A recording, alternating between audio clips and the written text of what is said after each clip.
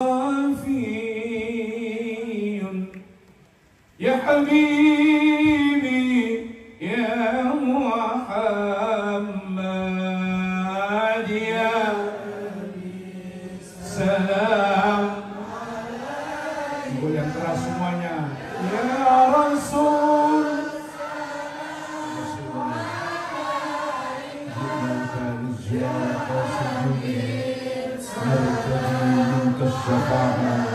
عند رب العالمين يا رسول الله يا نبي سلام.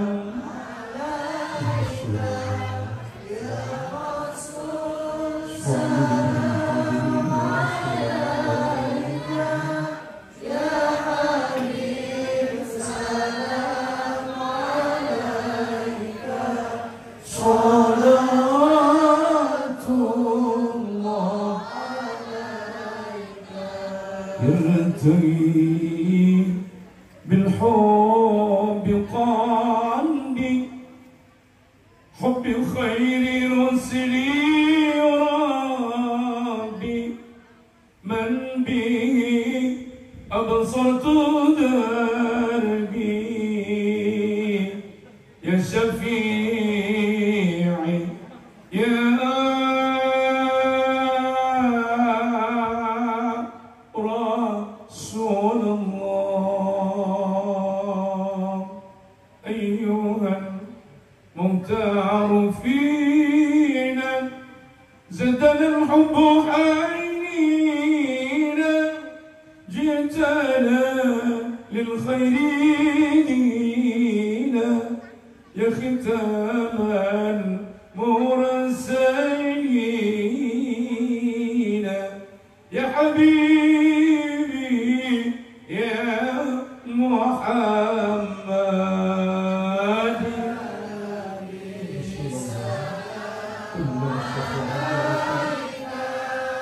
يا رسول سلام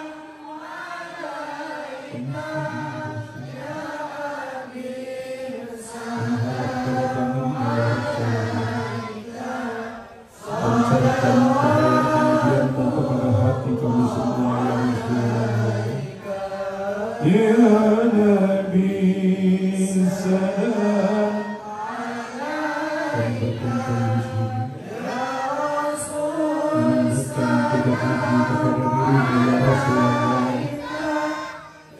sambutlah kami semua ya Rasulullah.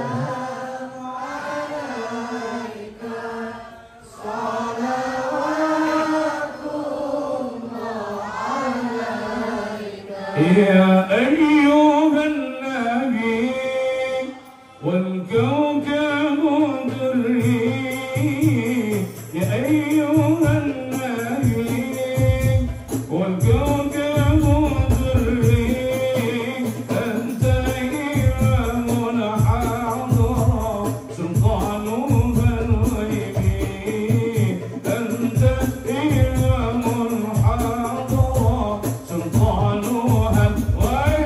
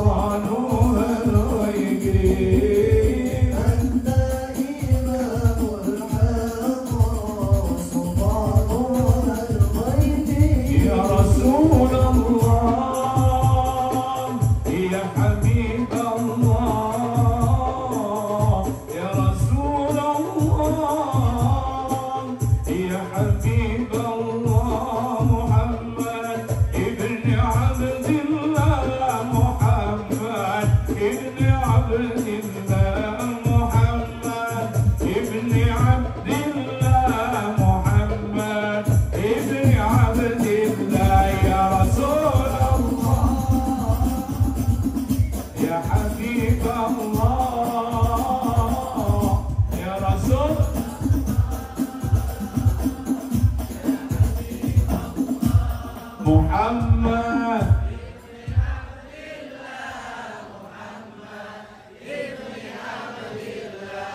Muhammad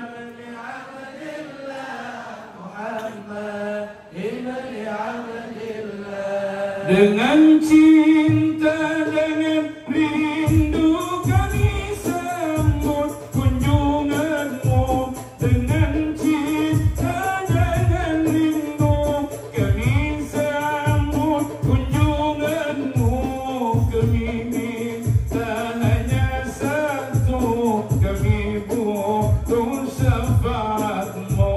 Kami minta hanya satu, kami butuh syafaatmu. Ya Rasul,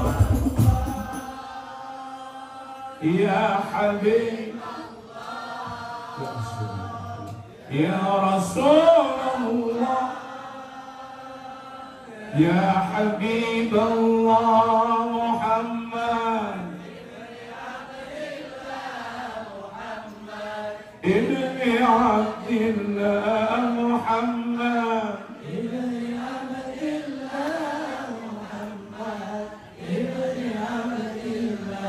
ya Allah, kumpulkan kami dengan kekasih-Mu ini. Ya Allah, kumpulkan kami dengan kekasih-Mu ini.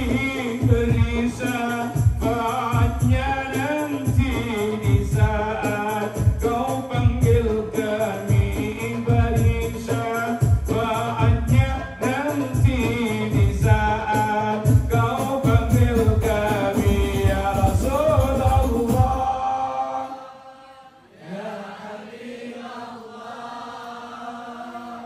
ya Rasulullah,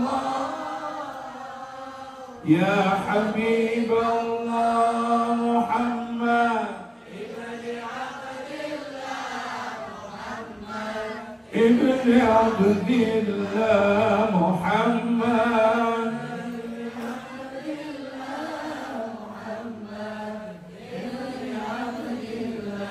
Muhammad ibni Abdillah ya Allah fi kitabillah. Muhammad ibni Abdillah ya Allah fi kitabillah. Alaika qubbatul khadrat jahid fi sabilillah. Alaika qubbatul khadrat jahid fi sabilillah. Ya Rasulullah, ya Habib Allah, ya Rasulullah, ya Habib Allah Muhammad ibni Abdillah Muhammad ibni Abdillah Muhammad ibni Abdillah Muhammad ibni Abdillah.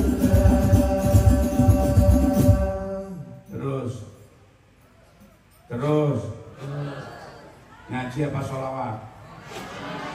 Ngaji apa sholawat? Nggak usah ikut-ikut ngatur apa kata saya. Ngaji campur. Siapa yang bilang campur sari itu?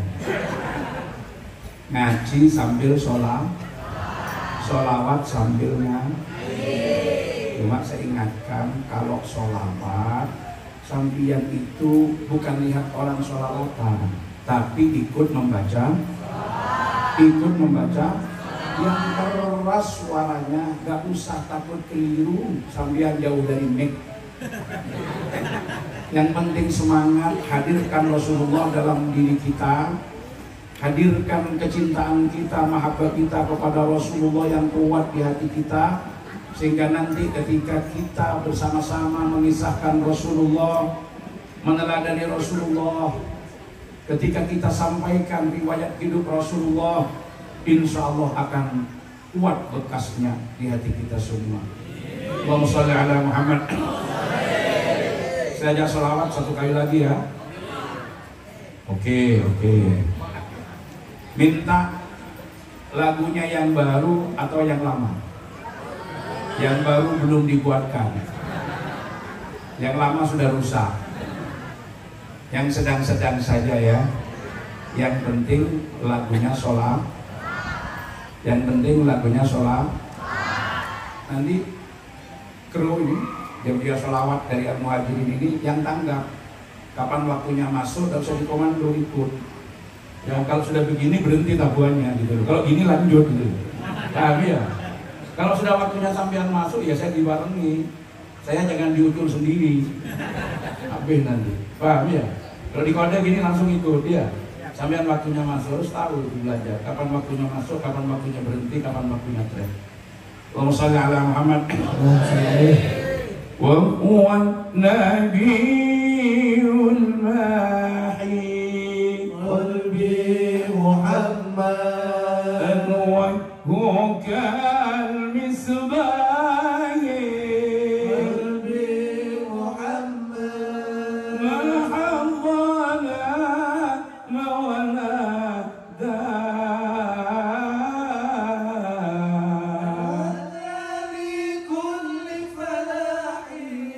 nada li kulli falahin huwa Ahmadun huwa Muhammad bihadihi nata'abbad ya Rabbi salli alaihi man tayruna wa marrat huwa Ahmadun huwa Muhammad bihadihi nata'abbad صل عليه والطير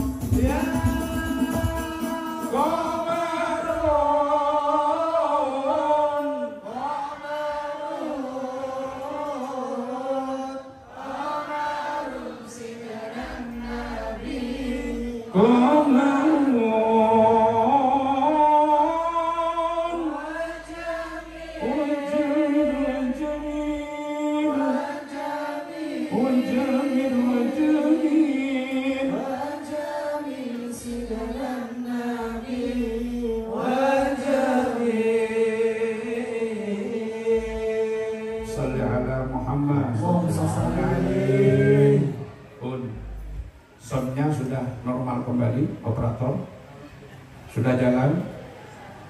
Nanti kalau soundnya mati lagi langsung sholawatan deh. Pokoknya nanti kurang lebih sampai jam 1. Sanggup? Alhamdulillah mulai sama-sama gak warasnya. Bismillahirrahmanirrahim. Alhamdulillahilladzi atamma alaina ni'mah biduhuri sayyidil ummah. Allahumma salli wa sallim wa barik ala sayyidina wa maulana Muhammad ibni Abdillah sahibis syafa'ah fihi lana qudwatun hasanah wa ala alihi wa sahabatihi wa man tabi'a sunnatahu wa jama'atah min yaumina hadha ila yaumin naqta. Amma ba'd, yang sangat saya muliakan para masyayikh, para kiai, para asatidz, para sepuh, ini sepuh, ruasa Jam'iyah Nahdlatul Ulama, Suriatan atau Tanfidiyatan, lembaga dan badan otonom yang ada di PCNU Kota Tarakan, semuanya yang sangat saya muliakan. Pengasuh Pondok Pesantren Al-Muhajirin, sekaligus juga pembimbing Majelis Taklim Al-Muhajir,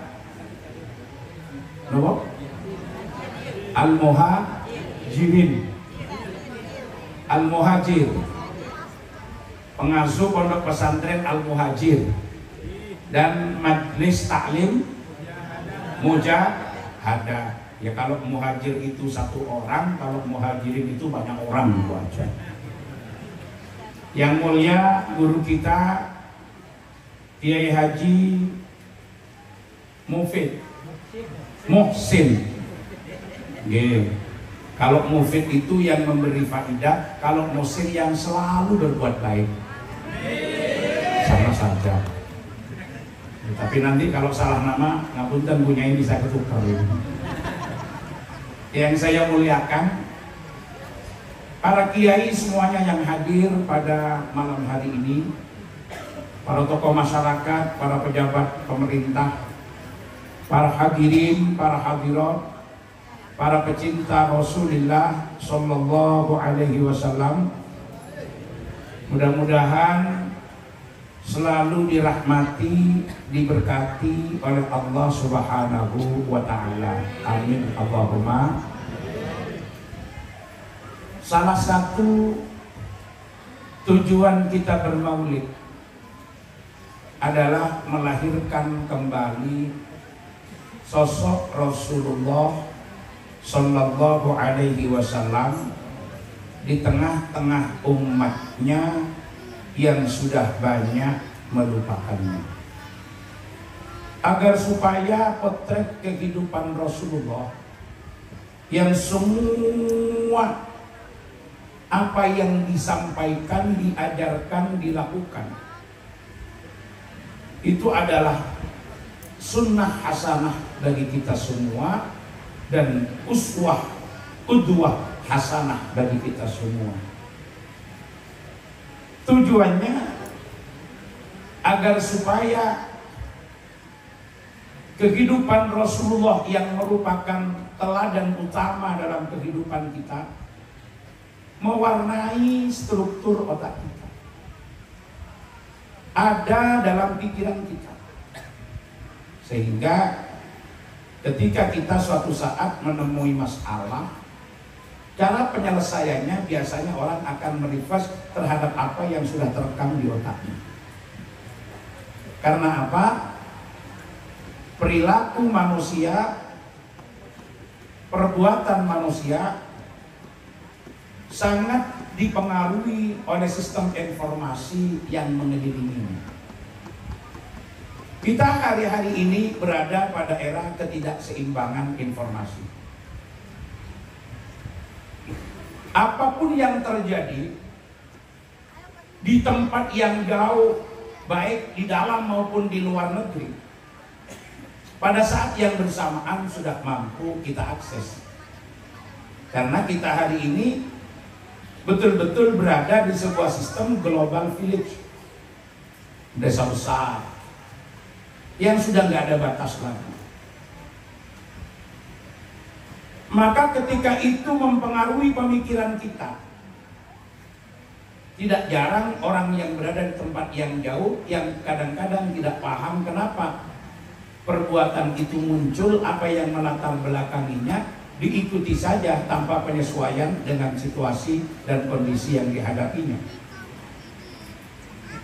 Karena ada demonstrasi di Jakarta, ada kelompok masyarakat yang gelombangnya cukup besar ingin menyampaikan aspirasinya kepada pemerintah pusat, karena kebetulan problem-problem yang memicu itu adalah sebagian oknum dari penyelenggara negara yang kurang patut memberi contoh kepada umat. Kejadiannya di Jakarta. Karena diakses melalui berbagai media sosial sampai ke kampung-kampung yang ditarakan jauh dengan Jakarta, ada yang ikut-ikut demo. Betul? Betul? Entah yang di demo siapa, aspirasinya disampaikan ke siapa, yang penting ikut-ikutan. Karena di sana ngamuk-ngamuk, di sini juga ngamuk-ngamuk. Yang di sana ngamuknya sudah dikendalikan, yang sini kelepasan. Yang sana nggak sampai bakar-bakar, malah yang di sini ikut bakar-bakar. Ada enggak? Ada enggak? Padahal setelah bakar-bakar, yang dirugikan tetap diri sendiri. Ada yang merasa, oh itu punya pemerintah, biarin aja dibakar nanti dibangun. Ya ketika bangun itu kan yang bangun pemerintah, tapi kan duitnya juga duit rakyat. Seandainya nggak jadi seperti itu, bisa saja duitnya bisa dibagi dalam program-program kesejahteraan, program-program sosial. Gara-gara harus konsentrasi untuk recovery, maka program itu bisa ditangguhkan. Akhirnya rugi. Padahal nggak jelas alamatnya kepada siapa. Yang dipaksa keluar pemerintah di sini. Padahal pemerintah di sini juga nggak bisa mengambil keputusan karena itu bukan wilayahnya. Kadang-kadang ya luar biasa emosi umat Islam karena tidak terima perlakuan Israel kepada Palestina diluapkan dalam bentuk demonstrasi. Itu bagus biar paling tidak ada perhatian serta membangun kesadaran kolektif akan pentingnya memperhatikan nasib sesama muslim. Tapi kalau demo juga harus tahu alamatnya ke siapa. Demonya ke Israel kok alamatnya di sini. Yang terjadi apa? Jalanannya macet, orang yang mau melahirkan harus tertunda karena tidak bisa lewat, maka akhirnya banyak lahir di kendaraan. Padahal orang Israelnya nggak ada di sini. Nggak apa-apa. Tapi itu harus tepat. Sing dihadapi sopo, sing diamuk yo sopo. Kan semuanya pada ngamuknya, tapi harus tepat sasaran. Allahumma sholli ala Muhammad. Artinya apa yang didengar, apa yang terakses dalam rekam otak kita, itu kadang-kadang jadi cerminan perilaku kita. Maka kita perlu mengimbangi informasi-informasi yang masuk di dalam pikiran kita dengan kehidupan Rasulullah. Ini yang perlu dihadirkan. Kalau ini tujuannya maulid, maka ini juga tradisi Al-Quran. Di dalam surat Hud ayat 120, Allah Subhanahu wa ta'ala berfirman, wa kullan naqussu 'alaika min amba'ir rusul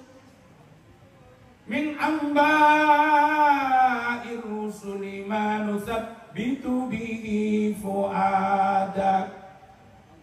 Masing-masing dari riwayat nabi-nabi terdahulu diceritakan oleh Allah kepada Rasulullah dan para sahabat. Untuk apa? Meneguhkan hati Nabi, menguatkan hati Nabi. Kenapa? Perjuangan Rasulullah menegakkan kalimat Allah di tengah-tengah masyarakat, di mana yang dihadapi Rasulullah pertama adalah kufar Quraisy, kufar Makkah. Mereka orang-orang yang tidak mau berfusi dengan agama Rasulullah dan tidak mau meninggalkan agama leluhur. Mereka marah dengan dakwah Rasulullah. Banyak hal yang ditawarkan kepada Rasulullah agar berhenti berdakwah. Melalui pamandanya Abu Thalib, mereka menawarkan sejumlah fasilitas dan privilege pada Rasulullah. Apa yang mereka katakan? Lau arada Muhammadun malan laja'alnahu aktsarana malan. Lau arada Muhammadun mulkan laja'alnahu malika. Kalau Muhammad ingin harta, kita jadikan dia orang terkaya di antara kita. Kalau dia ingin tahta, kita jadikan dia raja. Yang penting dia berhenti berdakwah. Kalau dia ingin wanita yang cantik-cantik, yang tercantik, kami cari, kami kasihkan kepada Muhammad. Itu meminta melalui pamannya Abu Thalib. Apa jawaban Rasulullah? Wallahi ya ammu, law wada'u syamsa fi yamini wal qamara fi simali ala an atruka hadzal amr ma taraktu. Demi Allah, wahai pamanku, kalau mereka meletakkan matahari di tangan kananku, rembulan di tangan kiriku, minta aku berhenti berdakwah, aku tidak berhenti sampai Islam dimenangkan, yang lain tunduk pada Islam. Maka karena Rasulullah tegas, tidak mau ditawari seperti kebanyakan orang sekarang tergelincir. Itu tawarannya tahta, harta, tidak bergeming Rasulullah. Maka mereka mengintimidasi Rasulullah, mereka menyakiti Rasulullah, bahkan mereka juga akan membunuh Rasulullah. Akhirnya pengikut-pengikut Rasulullah kena imbasnya. Yang paling parah dilakukan embargo ekonomi. Tidak boleh orang-orang kufar Quraisy bertransaksi dengan pengikut Rasulullah. Dulu jual beli itu modelnya barter. Jadi orang yang punya kelapa, dia butuh beras, nanti kelapanya ditukar beras. Begitu. Walaupun sudah mulai ada alat tukar. Tapi ketika diputus di embargo, tidak boleh bertransaksi, kebingungan juga pengikut Rasulullah. Maka ada di antara para sahabat, walaupun mereka tetap bersabar dengan hinaan, kecaman, rintangan, hadangan yang dilakukan oleh orang-orang kufar Quraisy, ada yang masih mempertanyakan kepada Rasulullah Shallallahu Alaihi Wasallam. Mereka berkata, "Mata nasrullah."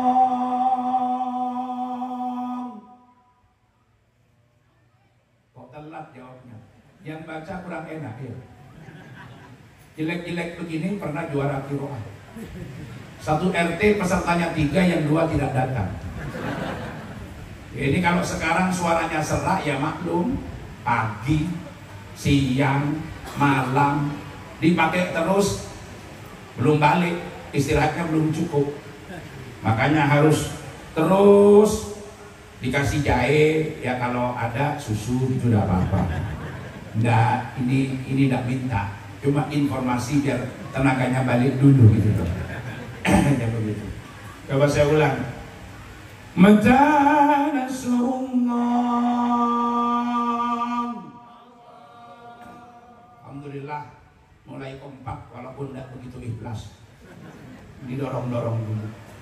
Akhirnya dijawab oleh Al-Quran. Ala inna nasrallahi qarib.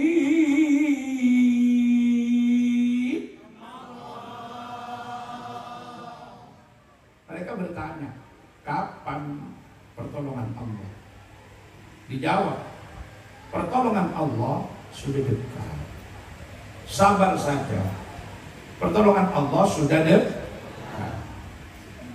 Ditunggu sama para sahabat. Sehari dua hari gak ada berita. Beberapa bulan sampai 1 tahun belum ada kabar. Sampai mendekati Rasulullah hijrah ke Madinah, mereka anggap pertolongan belum datang. Loh, katanya udah deket. Maka itu cara Al-Quran menyadarkan mereka. Bagaimana? Ingat, dekat itu kualitatif, bukan kuantitatif. Harus ada pembandingnya. Kalau pertolongan Allah akan datang 3 tahun lagi, kuantitatif. 1 tahun itu 365 hari, 12 bulan, 1 bulan 30 hari. 1 hari 24 jam. Itu kuantitatif, dibawa kemana saja sama.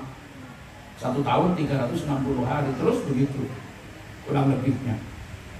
Tapi dekat, hampir, itu kualitatif. Allahumma sholli ala Muhammad. Kualitatif itu harus ada pembandingnya. Jadi nyampe mana? Dekat. Nah, itu dekat itu tergantung dia berangkat dari mana.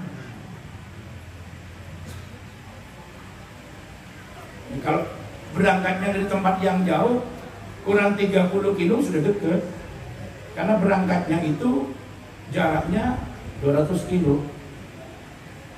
Tapi kalau berangkatnya 10 kilo, dekat itu ya berarti sudah 1 kiloan. Gitu. Saya ini kurang lebih 173 tingginya. Itu kalau diukur dengan kaki kanan. Kalau kaki kiri sekarang berkurang. Pasca kecelakaan, dulu sama. Makanya kalau ukurannya kaki kiri ya ada kurang lebih 3 cm, 4 cm lah. Berarti saya 169. Tapi ikut ukuran asal dulu lah. 173 sampai 174. Kira-kira kata orang Tarakan saya ini termasuk tinggi apa pendek? Tinggi apa pendek? Kalau diukur dengan ketua LDNU, satu kali. Saya itu tinggi. Ini masih ponakan dengan saya. Hitungannya saya itu kalau diukur dengan beliaunya itu tinggi saya. Termasuk diukur dengan Ustaz Fudoli, saya masih lebih tinggi. Tapi ketika saya di Mekah kemarin jadi konsultan ibadah haji, ketemu dengan salah satu pengurus maktab di salah satu maktab yang ada di Saudi, tingginya 2,40 meter. Saya di bawah keleknya itu. Akhirnya saya waktu itu jadi tinggi apa pendek? Pendek karena diukur dengan yang lebih tinggi. Maka tinggi saya ini bisa orang sebut tinggi, bisa orang sebut pendek. Allahumma sholli ala Muhammad. Maka tinggi itu kualitatif. Cantik, ganteng juga begitu. Lihat ukurannya. Ukuran kambing itu besar apa kecil? Ukuran kambing itu, sebesar kambing itu besar apa kecil? Ya tergantung apa yang diukur. Kalau ada sapi sebesar kambing berarti kecil. Kalau kucing sebesar kambing, karena itu kualitatif namanya. Nah, harus diukur dari mana? Ternyata ngukurnya itu ke nabi-nabi terdahulu. Kalau Rasulullah dalam beberapa tahun belum bisa memancangkan kekuatan dakwahnya, menjadikan orang-orang kufar Quraisy tunduk, itu baru tidak lebih dari 13 tahun. Rasulullah itu di Mekah 12 tahun 5 bulan 13 hari. Bandingkan dengan Nabi Nuh. Nabi Nuh itu berapa tahun dakwahnya? 1950 tahun dalam Al-Quran itu alfasanatin illa khamsina amma, 1000 kurang 50. Berarti berapa? 905. Bahkan istri dan anaknya ada ikut. Makanya kalau ada kiai-kiai datang dari Makassar, datang dari Jawa, datang dari Bugis, kemudian hijrah ke sini, berdakwah di sini, kok orang-orang sekitarnya itu tidak respect, kadang-kadang orang dekatnya yang malah acuh, itu biasa. Maka disebutkan yang paling mengentengkan kepada ulama itu tidak lain ahluhu wa jiranuhu. Betul? Kadang-kadang yang paling acuh itu adalah, ya mohon maaf, gak jauh-jauh, keluarganya dan tetangganya. Apalagi keluarganya itu dari sisi urutan menang sepuh. Apa kata dia? Itu kan ponan saya, ketarakan lebih dulu saya, dia malah ikut saya, kok sekarang mau jadi kiai. Kadang-kadang sulit menerima realitas. Makanya kiai-kiai yang sudah diberi amanah tidak usah sakit hati kalau jajaran paman belum mendukung. Karena kita punya contoh, yang paling sengit sama Rasulullah itu siapa? Ya pamannya. Makanya tidak usah sakit hati, tenang gitu.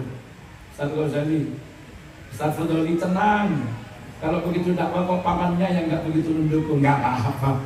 Nabi itu pamannya sendiri yang paling rumit itu. Nah, Nabi Nuh itu siapa yang tidak ikut? Istri sama anaknya. Lalu Nabi Nuh itu menyampaikan begini di dalam Al-Quran. Rabbi inni da'autu qawmi laylan wa nahara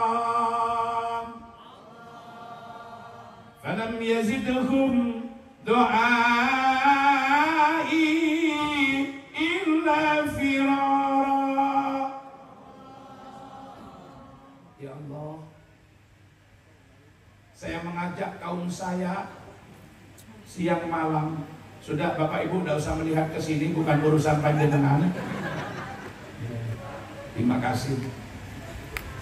Yang ditanya susu yang hangat, yang keluar adalah susu beruang. Ya tidak apa-apa, karena manusia memang tidak selamanya mendapat apa yang diinginkan. Tapi cukup berhusnudzon kalau apa yang ada itu yang selesai. Minum aja. Bismillahirrahmanirrahim. Alhamdulillah. Ini udah seger. Biasa gitu. Yang keluar yang kadang-kadang nggak sama dengan yang diinginkan. Nah, Nabi Nuh matur, ya Allah, siang malam saya mengajak kaum saya ke jalanmu, tapi mereka lari. Wa inni kullama da'utuhum litaghfira lahum ja'alu asabi'ahum fi adadihim wastaghtaw siyabahum wa asarru wastakbaru istikbara.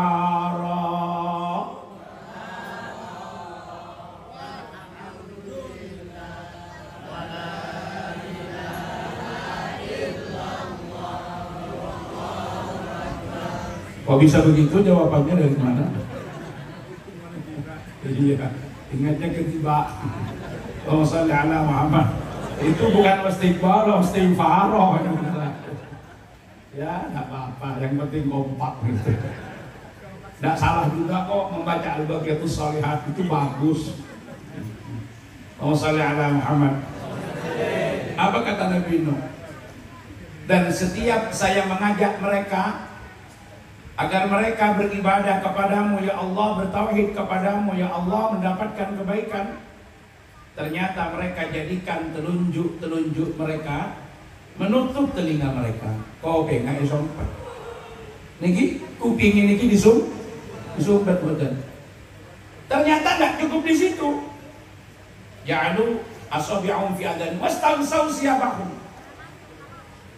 Sarungnya itu diangkat ke atas menutupi kepalanya.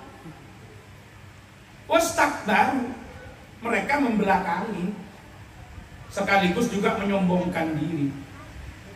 Jadi saya ini ngadep kemana? Ini saya ngadep kemana? Iya ke depan, tapi kan ada arahnya mata anginnya. Ngadep kemana? Ke barat. Loh, kok tidak sama ini? Ke selatan. Begitu saya assalamualaikum, sampean balik arah ke selatan juga. Berarti saya di belakang. Dan yang Madura, tungkangi, buri, Nggih, dipungguri, nggih, diterus tiyang Jawi niku napa? Dipungguri. Nggak cukup itu, sarungnya ditarik ke atas. Karena sarungnya ditarik ke atas, HP-nya kelihatan semua itu. Terus begitu. Artinya ini menunjukkan penghinaan terhadap Nabi. Nah, ketika Rasulullah bersama dengan sahabat menghadapi tekanan itu dan kemudian ada gambaran, maka gambaran masa lalu itu menjadi spirit. Allahumma sholli ala Muhammad. Itu menjadi spirit.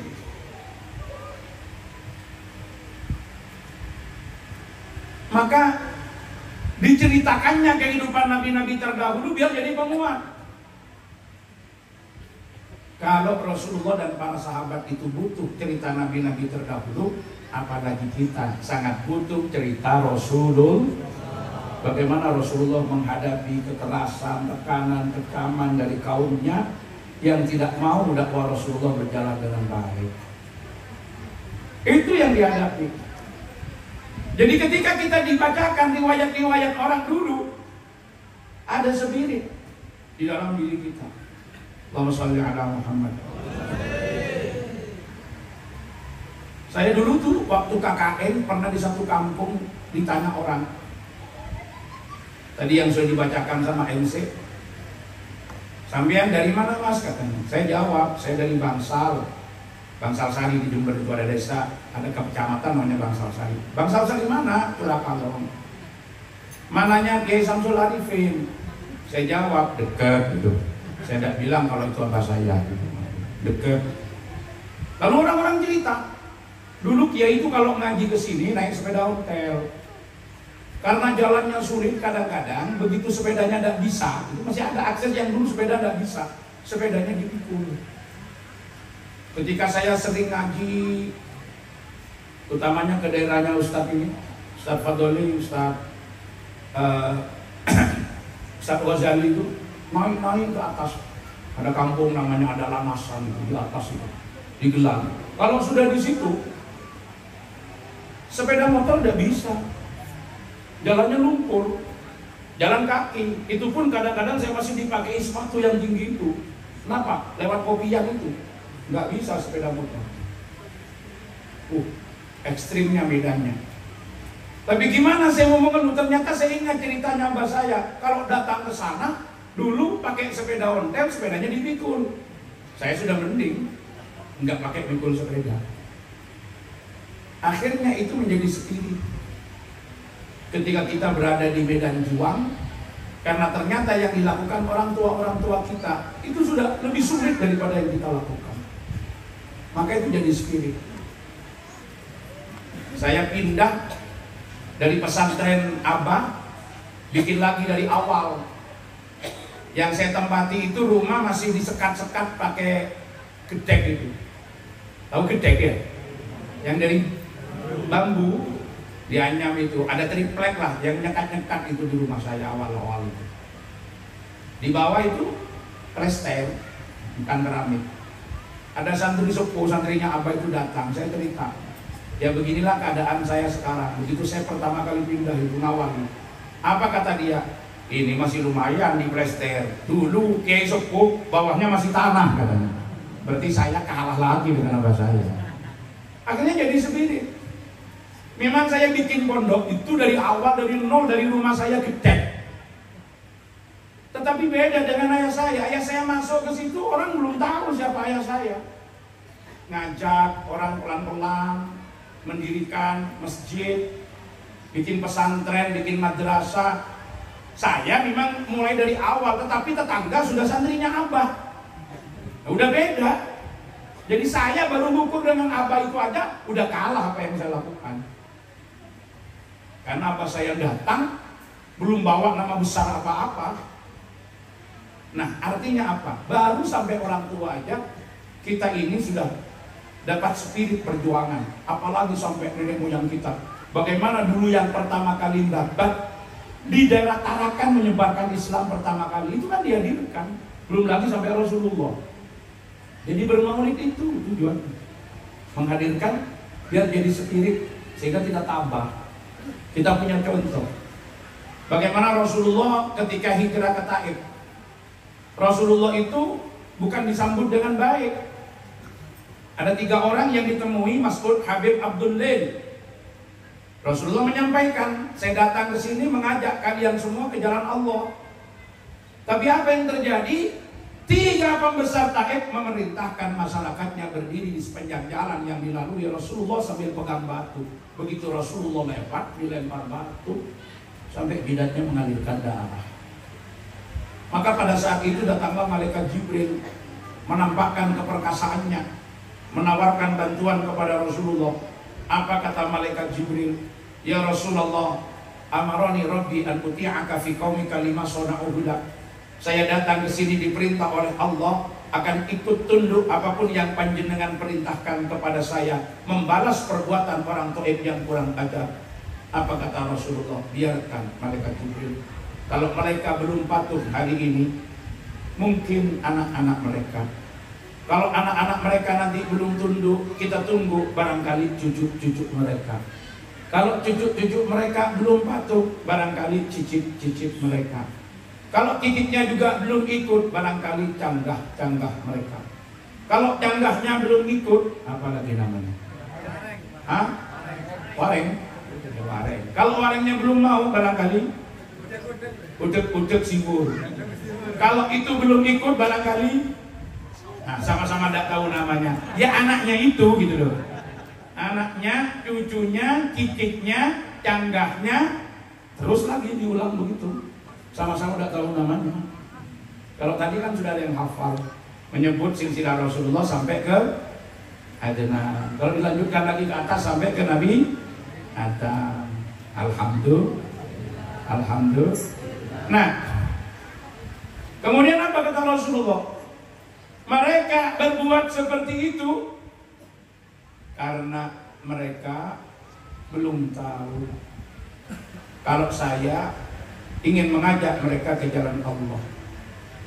Maka Rasulullah diperlakukan demikian tidak marah, melainkan Rasulullah angkat tangan berdoa kepada Allah.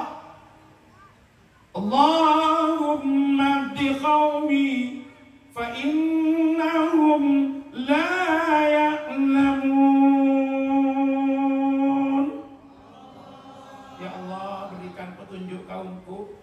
Mereka berbuat seperti itu karena mereka tidak tahu apa tujuanku. Makanya ini menjadi penguat bagi sahabat-sahabat para pejuang yang panjenengan semua datang dari berbagai belahan daerah di Nusantara, berkumpul ada di Tarakan, ingin mengajak masyarakat ke arah yang lebih baik. Ternyata perjuangannya tidak seindah membalik telapak tangan, tidak semudah itu, penuh dengan tantangan. Tapi semakin berat tantangannya, tatkala kita bisa melewati, akan ada keindahan yang sangat indah tepat pada waktunya. Itu yang diajarkan oleh Rasulullah.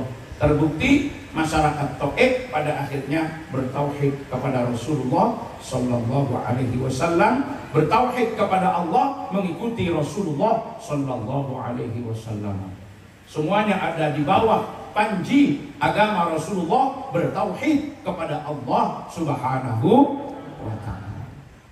Nah, ini yang terjadi para hadirin yang dirahmati Allah. Maka pada akhirnya semuanya ikut kepada Rasulullah. Ini dihadirkan bahwa kita menyadari setiap tantangan, setiap kebaikan, setiap perjuangan tidak luput dari tantangan, hinaan, tekanan. Yang penting kita kuat, kita ikuti Rasulullah. Bagaimana Rasulullah bisa mampu mengendalikan itu semua? Karena Rasulullah melihat segala sesuatu dari aspek baiknya. Kalau dilihat dari aspek baiknya, cari mana yang bisa memperkuat kita, itulah yang nantinya akan menjadi spirit bagi kita. Apapun itu dipandang baiknya. Allahumma sholli ala Muhammad. Jadi perbuatan orang Taif yang kurang ajar pada Rasulullah, apa kata Rasulullah? Mereka berbuat begitu karena mereka belum tahu selesai. Makanya tujuan maulid itu yang salah satunya yang utama, menghadirkan Rasulullah di tengah-tengah umat yang sudah banyak melupakannya, biar kehidupan Rasulullah menjadi preferensi untuk kemudian diteladani. Nah, ketika kita hari ini berjuang melalui lembaga pendidikan dan dakwah yang tujuannya adalah mentarbiyah dan mendidik umat, maka kita menoleh bagaimana cara Rasulullah mendidik umat. Ini yang nanti Kiai Muhsin beserta kawan-kawan bisa teladani keberhasilan Rasulullah sebagai pendidik, membuat para sahabat menjadi generasi-generasi unggulan dengan sekian banyak keistimewaan dan kelebihan yang pada akhirnya menjadi pendukung setia terhadap dakwah Rasulullah karena keberhasilan Rasulullah mendidik mereka. Bagaimana Rasulullah mendidik para sahabat? Surat Al-Jumu'ah ayat 2 menggambarkan, "Walladzi ba'atsa fil ummiyina rasulan minhum yatlu 'alaihim ayatihi wa yuzakkihim wa yu'allimuhumul kitaba wal hikmah wa in kanu min qablu lafi dhalalin mubin." Allah mengutus Rasulullah pada kaum-kaum ummiyin, pada kaum-kaum yang buta huruf. Diutus siapa? Rasulan minhum, utusan daripada mereka, mengutus pada kaum-kaum ummiyin seorang utusan dari mereka. Lalu bagaimana cara Rasulullah mendidik? Pertama adalah yatlu alaihim ayati. Rasulullah membacakan ayat-ayat Al-Qur'an. Wa yuzakkihim, kemudian Rasulullah membersihkan hatinya, memperbaiki akhlaknya. Baru setelah itu dicapai, wa yu'allimuhumul kitaba wal hikmah, Rasulullah mengajarkan berbagai ilmu pengetahuan yang berdasar kepada Al-Quran dan Sunnah. Apa pertama yang dilakukan Rasulullah? Membacakan Al-Quran. Jadi Rasulullah mentalqin para sahabat itu bagaimana mengenal Al-Quran yang baru diterima oleh Rasulullah. Ketika Rasulullah mendapatkan wahyu dari Allah Subhanahu wa Ta'ala, maka Rasulullah sampaikan kepada para sahabat akan wahyu yang baru saja diterimanya, sehingga para sahabat mendengarkan bacaan Rasulullah dan menghafal apa yang disampaikan Rasulullah Shallallahu Alaihi Wasallam. Berarti pendidikan agama kepada umat itu yang pertama harus dilakukan adalah mengajari membaca Al-Quran. Ini utama. Ini sekaligus dijadikan sebagai patokan. Apakah lembaga pendidikan itu sudah berjalan sesuai manhaj nabawi atau tidak? Maka pertama yang tidak boleh lepas adalah mengajari membaca Al-Quran. Di Al-Muhajir, alhamdulillah, yang berdiri pertama adalah TPQ sebagai Taman Pendidikan Al-Quran. Ngajari Al-Quran. Itu metode Rasulullah. Maka kalau ada lembaga pendidikan kok nggak ada proses ini, itu juga perlu dipertanyakan. Sekaligus ini jadi tolak ukur betapa di era digital seperti sekarang ini, kita banyak mendapatkan ustadz-ustadz dan mereka-mereka yang mengkampanyekan agama di masyarakat. Maka harus kita lihat, kadang-kadang ada yang bermetamorfosis, yang awalnya bukan, tanpa keilmuan yang memadai, berubah profesi menjadi ustadz dengan modal ketenaran, tapi tidak dibekali dengan ilmu pengetahuan. Giliran suruh baca Quran, bacaannya belepotan. Ada enggak? Ada ustadz, ada mubalik, bacaan Qurannya nggak jelas. Ada enggak? Itu nanti kalau diundang ke lembaga yang ada TPK-nya bisa masalah. Nah ini baca Qurannya begitu kok sudah bisa diundang jadi ustadz. Akhirnya kan melemahkan semangat anak belajar. Apalagi acaranya wisuda TPK, yang diundang ngaji nggak bisa ngaji, baca Qurannya nggak jelas. Ini problem sudah.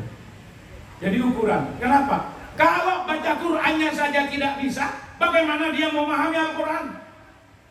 Karena orang mau memahami Al-Quran harus berangkat membaca ayat-ayatnya dengan baik dan benar, memahami maknanya, baru dia bisa mengamalkan isinya. Ini jangan ada lompatan ini. Jadi cara kita ketemu Al-Quran itu baca lafadznya dengan baik dan benar, pahami maknanya, baru amalkan isinya. Ini ada prosesnya. Kalau sekedar ingin membaca Al-Quran, TPK sudah selesai. Insya Allah di TPK anak-anak kita bacanya sudah bagus. Sehingga nanti Bapak Ibu kalau Ramadan ada tadarus umum di sini ya. Habis tarawih baca Quran di masjid-masjid ada, kasihkan sama anak-anak TPK. Yang tua-tua yang dulu prosesnya tidak jelas, tidak usah dekat-dekat dengan mic, mundur saja dengarkan, pahalanya sama.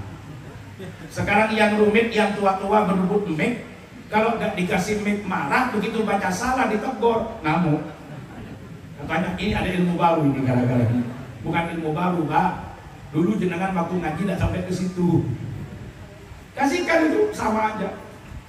Ya nanti di bulan Ramadan begitu ada anak santri lulusan Al-Muhajir ada di kampung baca Quran, bacanya enak, yang dengar itu nyaman. Alif Lam Mim. Dzalikal kitabu la raiba fihi hudan lil muttaqin. الذين يؤمنون بالغيب ويقيمون الصلاة ومما رزقناهم ينفقون. Kata yang dengar enak bacaannya santri Al-Muhajir. Dia ke dapur bikin kolak, dimasukkan ke dalam rantang, mau diantarkan sama orang tadarus. Ternyata di musola sudah diganti, yang tua giginya sudah nggak ada. Dia baca Quran, taqabbalallahu minna minkum taqabbal ya karim. Walladzina yu'minuna bil akhirati roti. Kata yang bawa kolak, ini dibawa kolak, minta roti, nggak jadi dia mau bawa itu. Nah, kasihkan sama anak TPK. Mereka yang lulusan sini itu sudah bagus bacaannya, tapi baru bisa membaca Al-Quran. Untuk memahami Al-Quran dulu. Maka di lingkungan Nahdlatul Ulama, orang belajar itu harus ada guru. Harus jelas sanad keilmuannya, karena belajar agama tidak semudah itu. Harus ada bimbingan yang akan mengkonfirmasi apakah pemahaman kita kepada agama benar atau tidak. Hari-hari ini banyak yang menyerukan, yang seakan-akan mendegradasi terhadap peran para ulama dan para kiai. Mereka bilang, ayo kembali pada Quran, kembali kepada Quran. Kita belajar kembali kepada Quran, tidak usah terikat dengan ABCD. Ya, biasanya teman-teman NU suka jawab, kalau kamu teriak-teriak kami diajak kembali ke Al-Quran, silahkan kami kembali. Kalau kami mau kembali kemana, kami tidak pernah pergi. Kita tidak pernah pergi dari Al-Quran kok diajak kembali. Orang kembali itu kan karena pergi. Kalau kita kan tidak pernah pergi. Tapi kembalinya bagaimana? Lo mau lewat mana? Bisa enggak langsung ke Al-Quran tanpa ulama? Itu yang kita diingatkan. Dengan belajar Al-Quran, kita dipahamkan bagaimana besarnya jasa para ulama kepada kehidupan kita, yang karena mereka kita ngerti Al-Quran. Allahumma sholli ala Muhammad. Pertama yang dilakukan Rasulullah itu membacakan Al-Quran pada para sahabat. Kenapa dibacakan? Yatlu alaihim ayati. Karena pada waktu itu Al-Quran itu belum dibukukan. Rasulullah memang memerintahkan kepada para sahabat, "Dha hadhil ayat fi ayatin kada min suratin kada." Letakkan ini ayat sekian surah sekian. Maka ditulislah ayat-ayat Al-Qur'an itu oleh para ahli menulis, para kutab yang tidak banyak di antara sekian masyarakat ummi yang layak walayak itu. Ditulis di mana? Di pelepah kurma. Ditulis di mana? Di lempengan-lempengan batu karang, di kulit-kulit binatang. Itu tulisannya ada di situ Quran itu. Sampai Rasulullah wafat. Begitu Rasulullah wafat, kepemimpinan diganti Sayyidina Abu Bakar. Terjadi perang Yamamah, mewafatkan kurang lebih sekitar 70 penghafal Al-Quran. Maka Sayyidina Umar gelisah, matur pada Rasulullah, matur pada Sayyidina Abu Bakar, kenapa tidak kita bukukan saja Al-Quran? Awalnya Sayyidina Abu Bakar menolak. Kaifa naf'alu syai'an lam yaf'alhu Rasulullah? Bagaimana kita akan melakukan sesuatu yang tidak dilakukan Rasulullah? Tapi Sayyidina Umar terus memberi penjelasan, kalau ini tidak kita bukukan nanti khawatir Al-Quran akan hilang. Maka sepakatlah Sayyidina Abu Bakar membentuk tim yang diketuai oleh Zaid bin Sabit, mulai dibukukan Al-Quran. Berarti pembukuan Al-Quran ini sesuatu yang tidak pernah ada pada masa Rasulullah. Menjadi mushaf itu nggak ada masa Rasulullah. Jadi kalau orang sekarang suka bilang tidak mau sama bid'ah, yang bid'ah itu ia katakan sesuatu yang tidak ada pada masa Nabi, ya sampean tinggal jawab. Kalau kamu pukul rata semua bid'ah tidak kamu terima, ya tolong jangan baca Al-Quran di mushaf. Cari Al-Quran di mana? Al-Quran mushaf itu produk bid'ah. Kalau sampean mau baca Quran, cari yang ada di lempengan batu karang, di kulit binatang dan di tulang belulang. Itu mau dicari sampai kiamat kurang 5 hari dia tidak akan ketemu. Makanya Izzuddin Ibnu Abdissalam ini memberi contoh. Bid'ah itu ada yang wajib. Contohnya apa? Pembukuan Al-Quran. Itu contoh dari bid'ah wajibah. Kalau tidak dibukukan, Al-Quran bisa hilang. Maka ini bid'ah tapi wajib itu dilakukan. Allahumma sholli ala Muhammad. Ternyata pada masa Abu Bakar ketika Al-Quran dibukukan, itu karakternya masih memasukkan semua dialek Al-Quran. Al-Quran itu ada 7 lahjat, 7 dialek. Apa saja? Sakif, Hudel, Kinana, Tamim, Hauzan, kemudian Quraisy. Jadi ada Yaman, Quraisy, Yaman, Tamim, Hauzan, Sakif, Kinana, Hudel. Itu 7 dialek Al-Quran, masuk semua. Tapi problem kemudian ditemukan oleh Hudzaifah ibn Yaman pada masa pemerintahan Sayyidina Utsman bin Affan. Kenapa? Tidak ada perubahan terhadap mushaf Abu Bakar pada masa Umar bin Khattab. Tapi yang terjadi adalah ekspansi besar-besaran perluasan kekuasaan Islam. Karena Islam sudah semakin luas kekuasaannya, maka dikirimlah para sahabat untuk mengajar Al-Quran di mana-mana. Problemnya, sahabat yang mendengarkan bacaan Rasulullah dengan beberapa versi, kadang-kadang memilih salah satu versi itu yang diajarkan kepada murid-muridnya. Kiai Muhsin di sini baca Al-Quran. Ihdinas siratal mustaqim. Ihdinas siratal mustaqim. Ihdinas siratal mustaqim. Ada sirat, zirat, sirat. Bacaan Kiai Muhsin didengar oleh 3 santri. 3 santri itu sama-sama tahu kalau itu bacaan Kiai Muhsin. Yang satu dibawa ke Sebatik, ngajar di sana pakai sirat, sirat, sirat. Yang satu itu dibawa kemana? Ulungan, dan ngajar di sana itu zirat, zirat, zirat. Yang satu menyebarkan di Tarakan, ngajarnya pakai sirat, sirat, sirat. 3 ustadz tadi yang sama-sama ngajar mendengar dari Kiai Muhsin. Ketika dengar yang lain gak ada masalah, mereka tahu kok Kiai Muhsin juga baca itu. Tapi karena mereka hanya mengambil satu versi diajarkan pada murid-muridnya, problem berikutnya adalah murid ketemu murid. Boleh bisa ditangkap ya? Murid ketemu murid. Akhirnya ini konflik.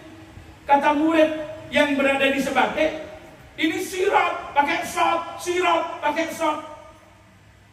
Loh, kata yang di Pulungan salah kamu. Yang benar sirat pakai sin, sirat pakai sin. Yang Tarakan bertahan. Salah semua itu. Yang benar sirat, sirat, sirat. Akhirnya bertengkar, klaim-klaim kebenaran. Maka Hudzaifah bin Yaman lapor sama Sayyidina Utsman. Ini kalau dibiarkan nanti terjadi konflik horizontal. Tarik saja tulisan-tulisan Al-Quran yang sudah berserakan di mana-mana, himpun jadi satu, diseragamkan, dipilihlah Lahjah Quraisy, ditulis beberapa mushaf yang disebut dengan Mushaful Imam. Akhirnya yang dimasukkan hanya Lahjah Quraisy. Setelah itu dikopi kepada beberapa. Itulah yang kemudian dikenal dengan Mushaf Utsmani. Lahirnya apa? Menyelesaikan pertikaian karena perebutan kebenaran sebab perbedaan cara baca karena mengakomodasi berbagai macam dialek.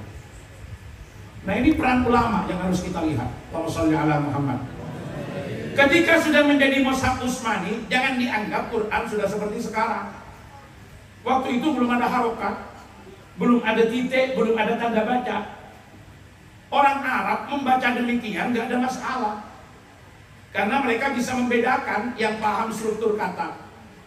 Walaupun gak ada titik, mereka tahu kalau wa antum pasti tak lamun, kalau wa hum ya lamun. Tapi bagi yang gak paham, ini kan problem kalau gak ada titiknya. Akhirnya ada yang baca Annallaha bari'um minal musyrikin wa rasulih. Kalau dibaca begitu, Allah terbebas dari orang-orang musyrik dan Rasulnya. Berarti Allah juga terbebas dari Rasul. Bahaya. Padahal seharusnya bacanya Annallaha bari'um minal musyrikin wa rasuluh. Kenapa? Karena wa rasuluh itu diatofkan kepada mahalnya anna dengan lafzul jalalah fi mahalli raf'in, karena awalnya mubtada sebelum dimasuki oleh anna.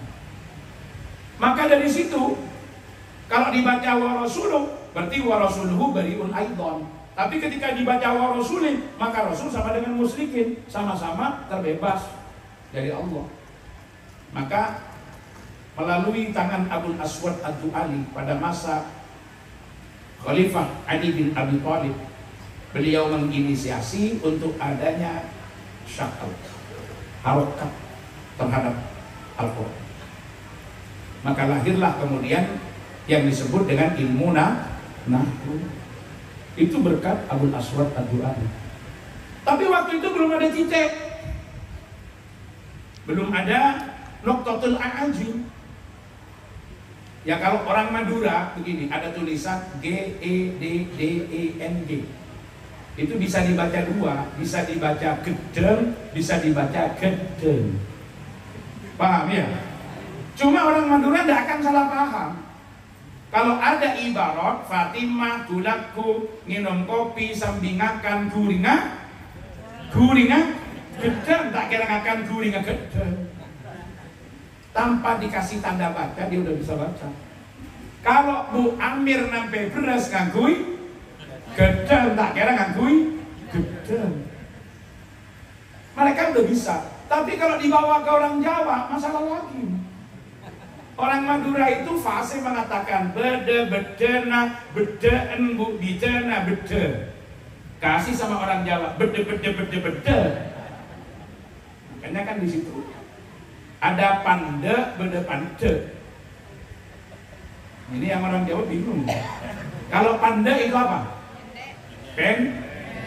Pendek. Kalau pande, bahkan sama.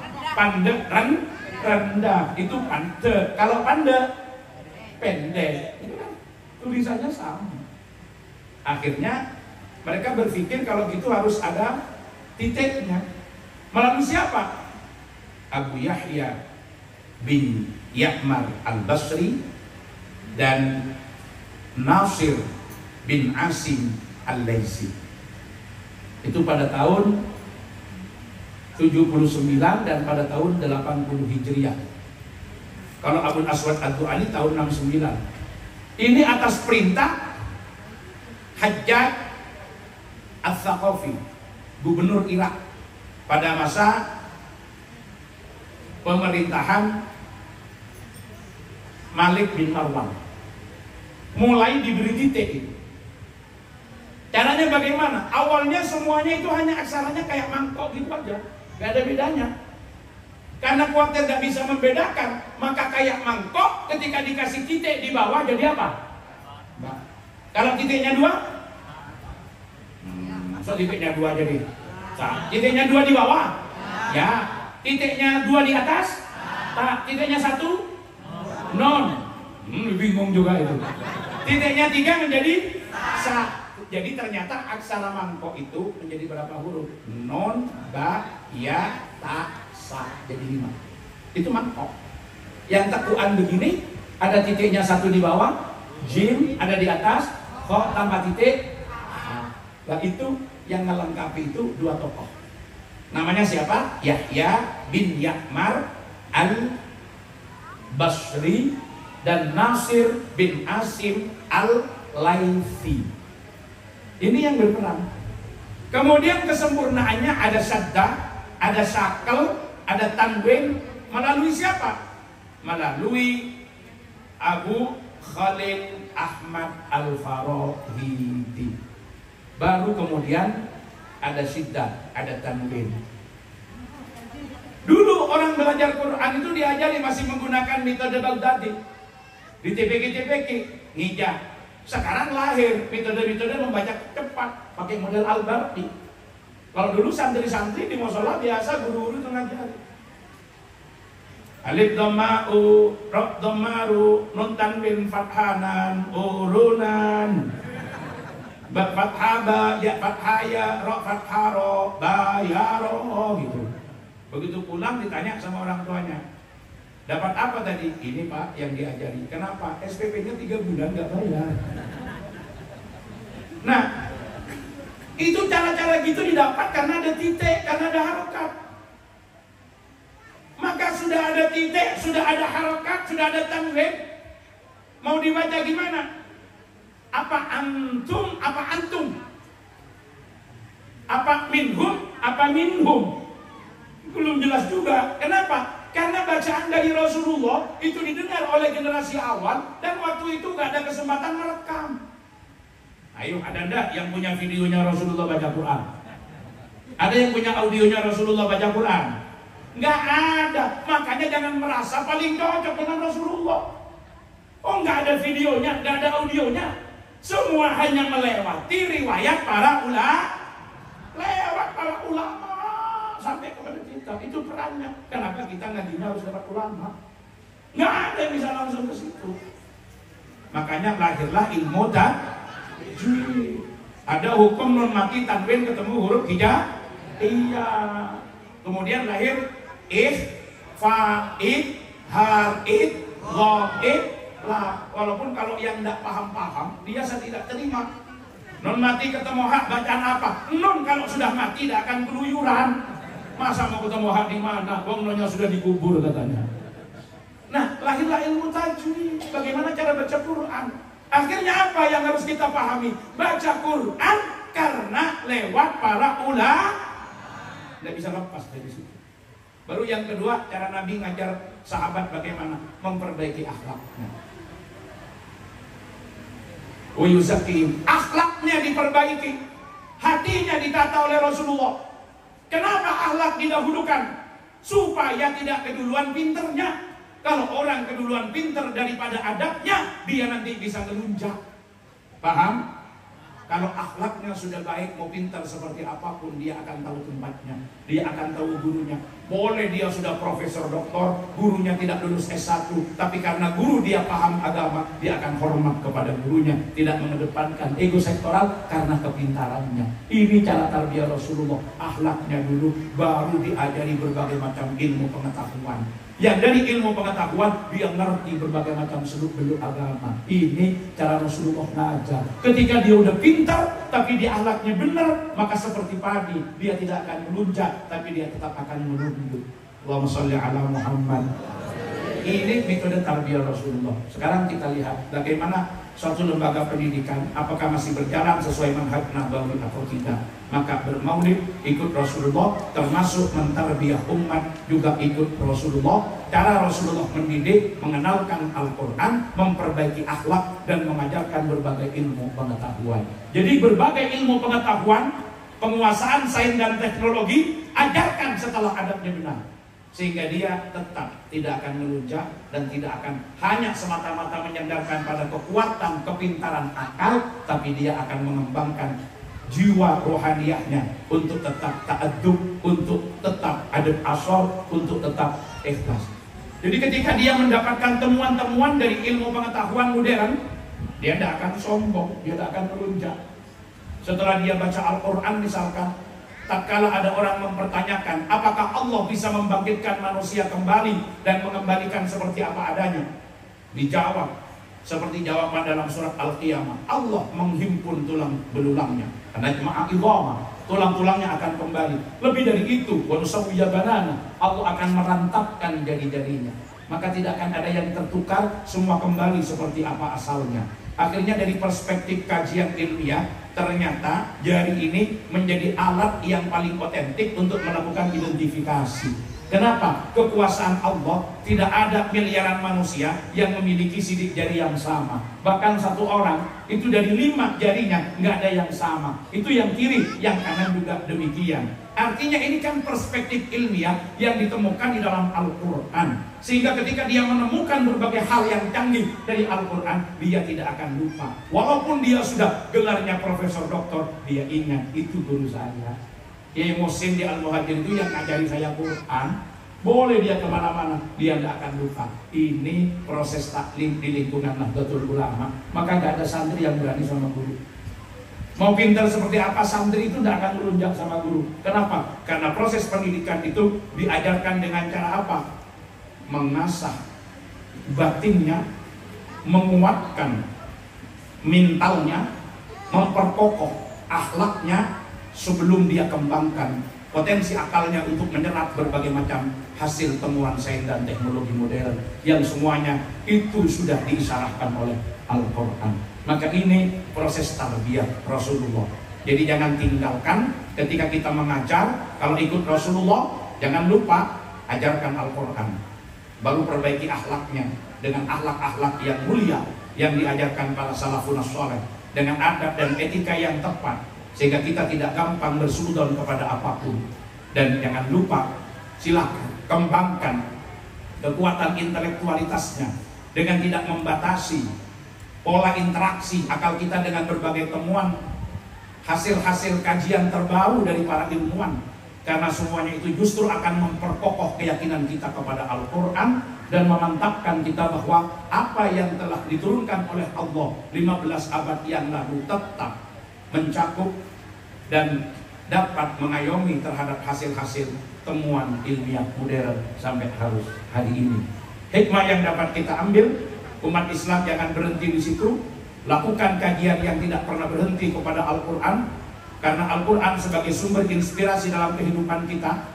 Kita ketika membaca Al-Quran, kita akan terus menemukan cahaya-cahaya baru yang ditampilkan oleh Al-Quran. Dan ini memerlukan bimbingan rohaniyah seorang guru di dalam pengembaraan intelektualitas kita, agar tidak lepas daripada pantauan yang tetap berprinsip kepada kepatutan ilmiah yang telah diajarkan oleh para salafun saleh. Mudah-mudahan pesantren Al-Muhajir, Jamaah Al-Mujahadah yang hari ini bersama-sama memperingati Maulid Nabi, tidak sekedar mampu menanamkan rasa cinta dan mahabbah kepada Rasulullah yang terus dipupuk semakin mendalam, tetapi juga punya kekuatan untuk terus melakukan kajian terhadap kepribadian Rasulullah, termasuk yang ditinggalkan Rasulullah, untuk menjadi pegangan dan panduan dalam kehidupan kita, yang tidak lain adalah Al-Quran. Dengan melakukan kajian-kajian itu, hidup kita akan terbimbing, karena tidak ada yang akan mengambil hidayah Al-Quran kecuali orang-orang yang yu'minuna billah, yang dicirikan dengan yuqimunas shalah dan mimma razaqnahum yunfiqun. Ini yang bisa saya sampaikan pada malam hari ini. kayaknya langit sudah memberikan sinyal akan menangis sebentar lagi. Dan saya melihat ada kekhawatiran begitu hujan turun, Bapak Ibu mau lari kemana? Saya juga sudah tanggap kok dari apa yang ada di pikiran panjenengan. Makanya mulai tadi saya juga melirik ke depan, ke atas. Kalau segera ada gerimis, langsung saya hentikan, saya arahkan. Tapi kalau nggak ada, kan saya berhenti, mau saya lanjutkan begitu. Ya, Alhamdulillah sampai kita bisa menyelesaikan pembahasan surah Al-Jum'ah ayat 2 yang merupakan gambaran bagaimana metode tarbiyah Rasulullah kepada umat. Karena hakikat bermaulid adalah memperbanyak wawasan dengan menghadirkan kisah potret kehidupan Rasulullah dan manhaj Rasulullah di dalam memberikan solusi-solusi problematika keumatan. Selama kita kembali kepada Rasulullah, maka yang akan kita dapat tidak lain adalah kebahagiaan, kedamaian, dan ketentraman. Ngaji maulid masih ada 3 atau 4 kali lagi. Dalam 3 hari ke depan saya berada di sini, maka ini memang saya niatkan untuk disampaikan dari episode. Jadi biar yang malam ini sampai di sini, kelanjutannya akan disampaikan besok malam berada di Masjid Al Baitur Rahman, dan nanti akan ditutup untuk bulan ini, yaitu Selasa malam Rabu ada di Lembaga Pendidikan Ma'arif Nahdlatul Ulama. Jadi ini baru separuh episode. Nanti akan dilanjutkan pada materi-materi berikutnya. Mudah-mudahan kita semua senantiasa selalu dalam lindungan Allah Subhanahu wa Ta'ala, ditanamkan kepada kita mahabbah kita kepada Rasulullah dan kemampuan kita beruswah dan berteladan pada Rasulullah sallallahu alaihi wasallam. Al-Fatihah.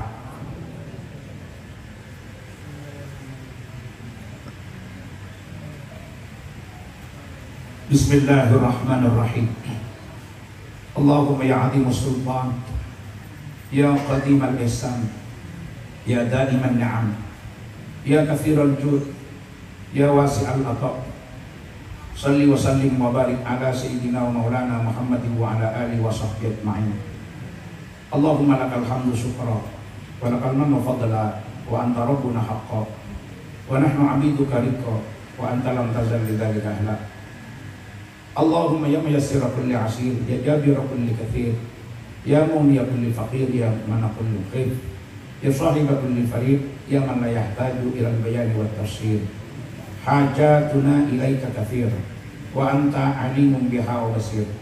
Yassir lana kull asir, fataysir al-asir alayka yasir, wa nas'aluka at-taysir wal mu'afata fid din wa dunya wal akhirah. Yassir lana umurana, balligh maqasidana, haqiq amarana, tamim raja'ana birahmatika ya arhamar rahimin. Ya Allah ya Rabb, kami bersimpuh di hadapan-Mu, memohon rahmat, ridha dan ampunan-Mu, sebagaimana Engkau janjikan melalui lisan Nabi-Mu. Orang yang berkumpul di majelis ilmu, di majelis dzikir, majelis sholawat, akan Kau ampuni dosa-dosanya sebelum beranjak dari majelis tersebut. Ampuni dosa-dosa kami ya Rabb, ampuni dosa-dosa kami ya Rabb, ampuni dosa-dosa kami ya Rabb. Ya Allah, ya Rabb, jangan jadikan dosa-dosa kami sebagai penghalang antara kami dengan rahmat-Mu, sebagai penghalang antara kami dengan ridha-Mu, sebagai penghalang antara kami dengan karunia-Mu. Ya Allah, ya Rabb, ya Allah, ya Rabb, kami hadir di tempat ini bersama memperingati hari kelahiran kekasih-Mu, junjungan kami baginda Rasulullah sallallahu alaihi wasallam, sebagai wujud syukur atas anugerah rahmat yang besar yang Kau berikan kepada kami, yang dengan mensyukuri ini kami yakin Engkau akan menambah rahmat demi rahmat dalam kehidupan kami. Ya Allah, ya Rabb, jadikanlah momentum peringatan Maulid Nabi pada tahun ini untuk meneladani Rasulullah, mengenal Rasulullah, memahami Rasulullah. Ya Allah, ya Rabb, tanamkan kecintaan yang kuat di hati kami kepada kekasih-Mu, yang dengannya kami akan mengikatkan batin. Setelah mengkaji kehidupan Rasulullah, seluk-beluk potret kehidupannya akan menjadi bimbingan rohaniyah dalam kehidupan kami, sehingga kami akan menjadikan sebagai referensi dalam mengambil sikap di dalam kami menghadapi berbagai macam masalah dalam kehidupan kami. Ketika kami melakukan perjuangan, tidak luput dari hinaan, tekanan, ancaman, hambatan, tapi dengan referensi kekayaan, referensi dari kehidupan Rasulullah akan memberikan spirit bagi kami untuk mengambil salah satu sikap yang tepat bagi kami dari apa yang dicontohkan oleh Rasulullah. Ya Allah, ya Rabb, berikanlah kami kekuatan untuk bisa meneladani Rasulullah dalam totalitas kehidupan kami sesuai dengan apa yang dapat kami mampu dalam kehidupan kami. Ya Allah, ya Rabb, berkatilah kehidupan kami, berkatilah rezeki yang Kau berikan kepada kami. Jadikan kami meyakini bahwa apapun yang ada dalam kehidupan kami adalah anugerah yang terbaik dari Engkau. Jadikan kami orang-orang yang mampu mensyukurinya dengan baik. Ya Allah, ya Rabb, tumbuhkan di hati kami gairah perjuangan untuk melanjutkan perjuangan Rasulullah, sehingga kami dapat memantaskan diri untuk bersama-sama dengan Rasulullah kelak di surga-Mu. Jadikan Rasulullah bangga kepada kami, karena kami umatnya yang selalu berusaha dan setia di dalam melaksanakan tuntunan dan ajarannya. Jangan sampai Rasulullah kecewa kepada kami, karena kami tidak bisa menjaga sunnahnya, menjaga ajarannya dengan baik dalam kehidupan kami.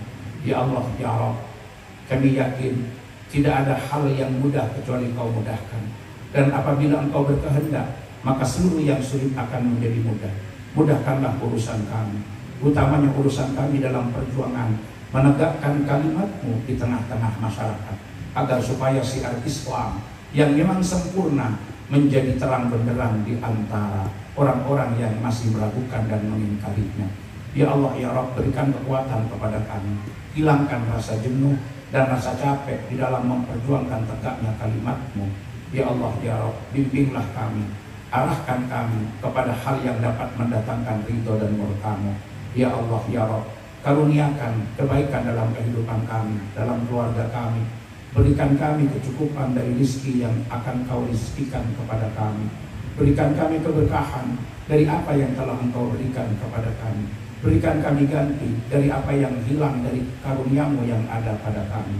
Rabbana taqabbal minna innaka antas samiul alim wa tub alaina ya maulana innaka antat tawwabur rahim. Wa sallallahu ala sayyidina Muhammadin wa ala alihi wa sahbihi ajma'in. Walhamdulillahi rabbil alamin. Al-Fatihah. Hadanallahu wa iyyakum ajma'in. Wallahul muwaffiq ila aqwamit thoriq. Wassalamualaikum warahmatullahi wabarakatuh.